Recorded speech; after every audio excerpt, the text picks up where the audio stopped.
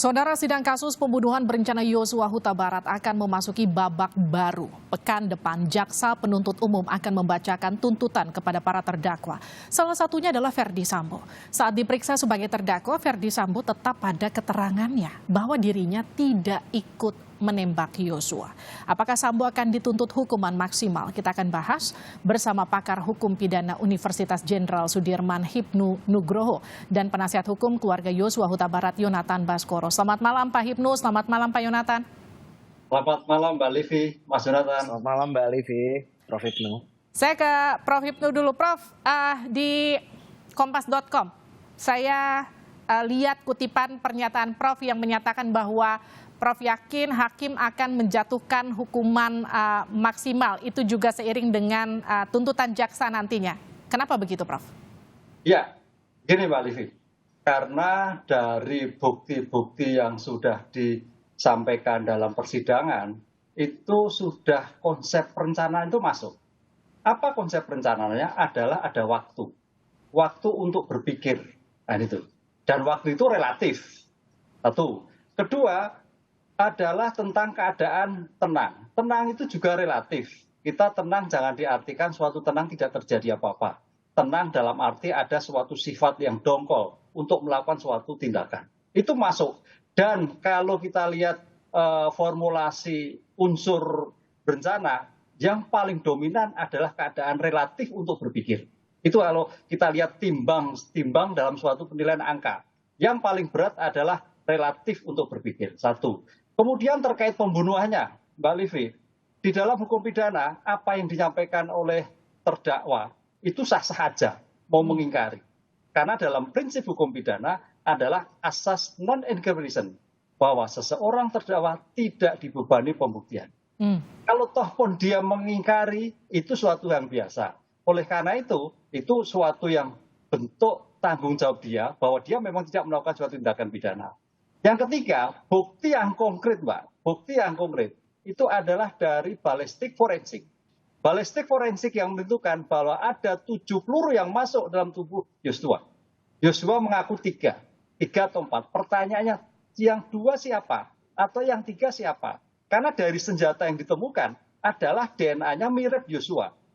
Pertama, yang cerita awal senjata Yosua adalah diamankan di Magelang. Tapi dari pembuktian di lapangan adalah senjata Yosua masih menempel di pinggang. Dan pengakuan dari saksi adalah diambil senjata dari Yosua untuk menembakkan. Bagaimana itu dilakukan adalah bukti-bukti yang ditemukan dalam persidangan. Oke. Prof, ya. Tapi kalau kita breakdown satu-satu, ini kan Sambo masih berkelit sampai akhir bahwa ia menyebut tidak ikut menembak Yosua, itu satu. Yang kedua, sempat ada bukti yang disiapkan oleh pengacara terdakwa soal sarung tangan yang kemudian tidak terbukti bahwa kemungkinan besar memang Sambo tidak menggunakan sarung tangan yang terlihat saat itu di CCTV. Ya. Ini kan bukti-bukti selain pernyataan Sambo bahwa dia tidak ikut menembak ya. Ini kan bukti yang sebetulnya cukup kuat untuk meyakinkan hakim. Apa yang membuat Anda yakin betul bahwa bukti tersebut akan diabaikan hakim, hukuman maksimal akan tetap dijatuhkan? Masalah sarung tangan sudah dibuktikan bahwa yang bersangkutan ketika mengambil senjata Yosua adalah membersihkan sarung tangan. Senjata itu sudah menjadi tidak ada DNA-nya, sidik jarinya. Ini saya kira suatu yang luar biasa. Ini penyidik loh, Mbak. Seorang penyidik itu ketika melakukan suatu kejahatan pasti sudah menjadikan suatu jaga-jaga orang Jawa untuk mengantisipasi bukti itu tidak terlihat. Pasti. Jadi tidak mungkin tidak ada bukti. Ternyata nggak ada DNA sidik jari kan? Karena sudah dihapuskan. Nah, disinilah yang harus kita pikirkan bahwa semua keterangan dengan penembakan-penembakan yang ada itu dia jangan menolak. Nah, begitu. Terkait dengan perencanaan pasti menolak. Tapi bukti kaitannya waktu dengan penembakan yang ada, dengan senjata yang ada, saya kira sudah cukup melakukan bahwa itu suatu pembunuhan dan pembunuhan dilakukan suatu perencanaan. Baik, kita lanjutkan perbincangannya di Sapa Indonesia Malam. Kita masih membahas jelang tuntutan jaksa terhadap para terdakwa pembunuhan Yosua. Apakah kemudian Sambo akan dituntut hukuman maksimal? Masih bersama dengan pakar hukum pidana Universitas Jenderal Sudirman Hipnu Nugroho dan penasihat hukum keluarga Yosua Yonatan Baskoro. Mas Yonatan, pembacaan tuntutan tuntutan terhadap para terdakwa termasuk Sambo ini kan rencananya akan dilakukan pekan depan. Apa yang jadi perhatian utama keluarga Yosua? Tentu kami melihat dalam hal ini tuntutan pasti akan sesuai dengan harapan publik, saya rasa. Harapan publik ya yang seperti kita ketahui sama dengan harapan keluarga, apalagi keluarga kan begitu. Tuntutan yang kita harapkan tentu adalah hukuman yang setimpal.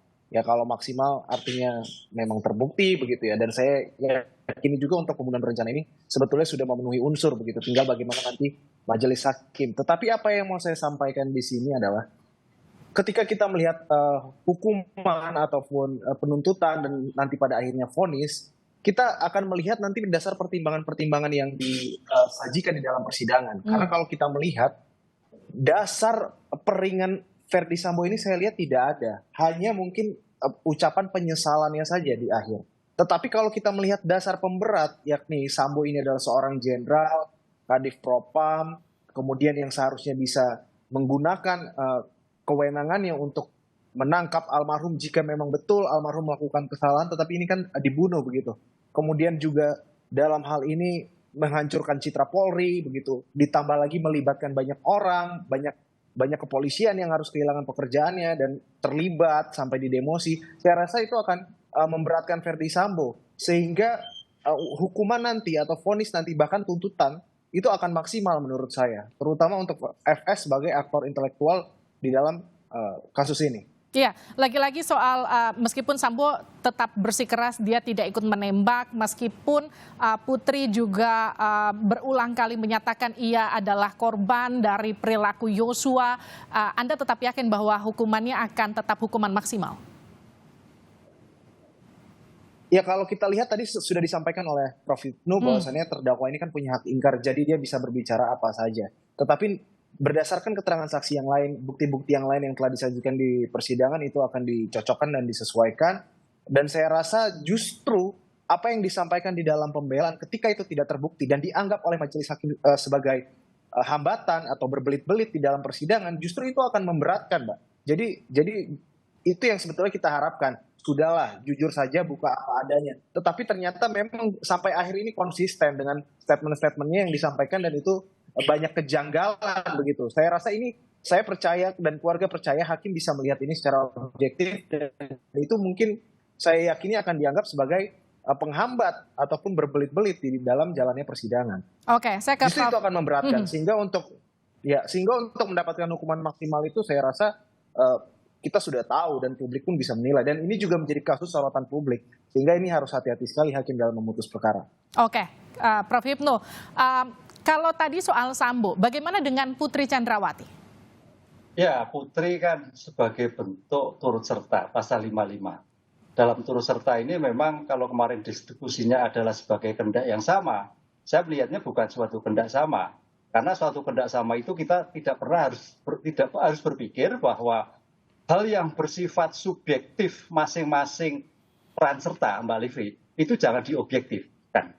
Tapi dari yang objektif harus disubjektifkan. Artinya apa? Dalam suatu peran serta itu juga dilihat dari kemampuan dari orang yang bersangkutan. Terdakwa yang bersangkutan. Bu Putri itu perannya seperti apa? Membantukah? Membersihkan di RKK? Kan gitu.